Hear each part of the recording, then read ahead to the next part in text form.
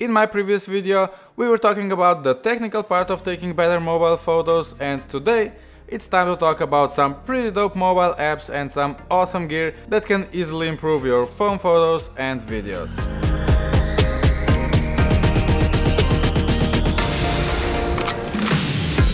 Hey guys, welcome back to my channel. Nice to see you all again, and if this is your first time here, my name is Luka, I'm a full-time stock photographer and videographer. If you want to level up the quality of your phone photos and videos and sell them online, subscribe to my channel for even more videos like this. Okay, this video is a continuation of the previous one, so if you haven't watched the first part, I left the link on it in the description. There's a lot of useful information there, and some tips in this video are referring to the previous one, so be sure to watch it. All the gear from this video will be linked down in the description, so you can check it out. Okay, let's get started. Tips number 8 and 9 in my previous video were to shoot in manual mode and to shoot in best possible quality. On some Android phones you can do all that from your native camera app, but if you're an iPhone user you'll have to download an app for that. There's a lot of camera apps in the App Store, so you can try some of them and find the perfect one for you. If you already have your favorite camera app, please share it in the comments, cause I always like to test new ones. I have experimented with some of them, but there are two apps that I like the most and I want to share that with you. The first one is Moment app. For now, this app is the one that I like the most for capturing photos and videos. Interface is very intuitive, it's easy to use, and all the important settings are right there where you need them to be. It has 4 different modes: photo, video, time-lapse and slow shutter. In photo mode you can quickly change between RAW and JPEG format, you can set shutter speed and ISO easily, you can also set the focus manually, and there are a lot of other useful settings like histogram, highlight clipping and focus peaking, for example. For videos, manual mode is even more important, so it's nice to have all the settings at your fingertips. You can change the resolution and frame rate easily, and also all the settings that I mentioned in the photos section. One awesome thing here is waveform. Waveform is a graph that shows brightness values from left to right. It can be an extremely useful tool for getting the correct exposure of your video. The app also allows you to shoot in flat or log profile, so you'll get a wider dynamic range out of your video. One more mode that I'll mention is time-lapse mode. Great thing here is that you can export all the frames from the time-lapse in RAW format. That's very useful if you want to edit those images on your computer and put them together manually. That way you'll get more control over the colors of your video and the end quality will be better. If you want an easier way, you can also export the whole time-lapse in Full HD or even in 4K from the app itself. The second app that I like a lot is Lightroom Mobile. Lightroom is an awesome app that can be used for both capturing and editing photos. You can shoot videos with it, so that's a minus, because if you want to switch from shooting photos to shooting videos, you have to switch apps altogether. But for capturing photos, it's great. Similar to Moment app, here you can also choose between RAW and JPEG format, you can set everything manually, and all the settings are right where you need them. Okay, that's one thing the Lightroom app can do, but the other one, which I like even more, is that you can process your photos with it. That brings us to tip number 10, if I continue counting from my previous video, and that is always edit your images. Sometimes photos from the camera can look great, but you can always tweak it just a little bit and it will look even better. That applies to both formats, JPEG and RAW. If you're shooting in RAW, which I advise you to do, raw images will look dull and dark if they're not processed, so you'll need to do that anyway. And here Lightroom app will help you a lot. If you're familiar with the desktop version of the app for editing your photos on your computer, you'll also easily edit your photos with the mobile version. That's why I love it so much. You can edit photos in the same way as you would on your computer. If you have some presets on the desktop version, you can also transfer them into the mobile app, so you'll get the same look. If you've never used Lightroom before, you'll just have to play around a little bit. There are a lot of adjustments that you can make, from basics like exposure, contrast, color temperature, saturation,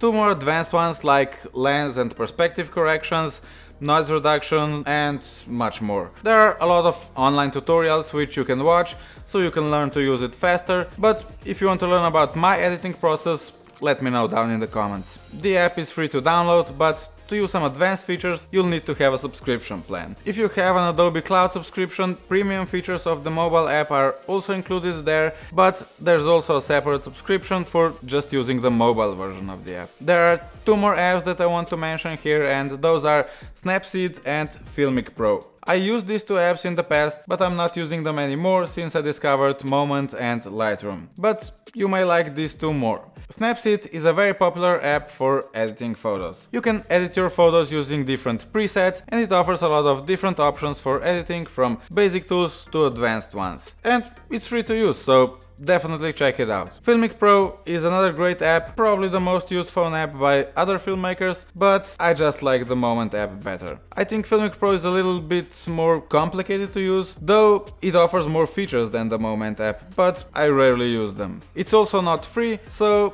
if you don't need those advanced features, just use Moment. Okay, let's move to some gear-related tips. Tip number 11, use some sort of stabilization. Okay, let's see what kind of stabilization I have in mind and why. When you're shooting in low light, you want to lower the ISO as much as possible to prevent grain in your images. But because of low ISO, shutter speed will be longer and there's a possibility that images won't be sharp. Of course, in case you're shooting moving objects, settings will be different. If you want to know why, check out my previous video where I talked more about that. So, the first sort of stabilization you can use, of course, are your hands. When you're shooting handheld, try to have your hands close to your body so they're as still as possible. Also, a bonus tip that a lot of people don't know about: when you're shooting, instead of pressing shutter button on your screen, you can use these two volume buttons for taking images.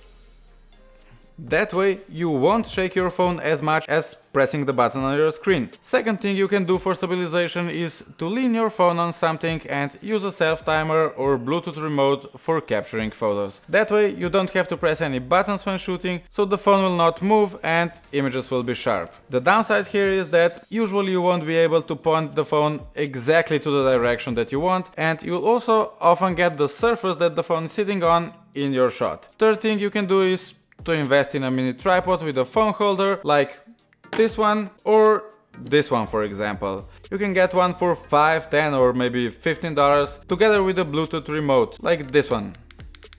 That way you can point your phone in any direction, so you'll get that perfect composition and your phone will be perfectly still while capturing an image. I'll suggest some cheap options in the description so you can check them out. For shooting video, you can use the same techniques and gear, holding your phone still and using a tripod, but if you're just shooting landscapes or cityscapes or some other scenes without movement or action, still shots like that can be very boring. To make shots like that a little bit more interesting, you can add some movement like zoom in or zoom out in post-production, but for even better results I advise you to use electronic stabilizer or gimbal like this one. There's a lot of different options on the market, but the one that I'm using and recommending is DJI Osmo Mobile. This is the first version, but they have already released the third version, which is a lot better, smaller, foldable, so really good. With this device, you will eliminate camera shake and you will get a lot better looking, smooth footage. You can get really creative with movement in your videos. Simple movements like pushing your camera in, moving back, revealing your subject from a fence, orbiting around your subject, all that can drastically improve your footage. Tip number 12, use mobile lenses. These days, a lot of phones already have 2 or 3 different lenses, but if you want to get even more creative and get some unique looking images, you can do that by attaching other lens to your phone camera. There are tons of mobile lenses on the market of different focal lengths, different price points, of different quality. The ones that I use are Moment lenses, which are simply attached to a special Moment phone case that you have to buy separately. I have 3 of those. First one is super wide, which is great if you want to capture some really wide shots. It works great for POV shots, and because of the distortion, you can get some really unique perspective. Second one is telephoto, which works awesome, especially if you attach it to telephoto camera lens on your phone, so you can get even closer to your subject. And the third one is anamorphic lens, which is excellent for shooting into the light because it creates those awesome cinematic looking lens flares. Moment lenses are quite expensive, but there's a lot of cheap options online, so you can get some amazing results with those too. Well, That's it from me today. I hope you find some useful tips, and if you did, hit the like button, and if you want to learn more about photography and how to sell your photos and make some money, click on one of these links on the screen right now. And of course, subscribe to my channel and also hit the bell so you'll be notified about my new videos. Thanks again for being here, and I will see you in the next video.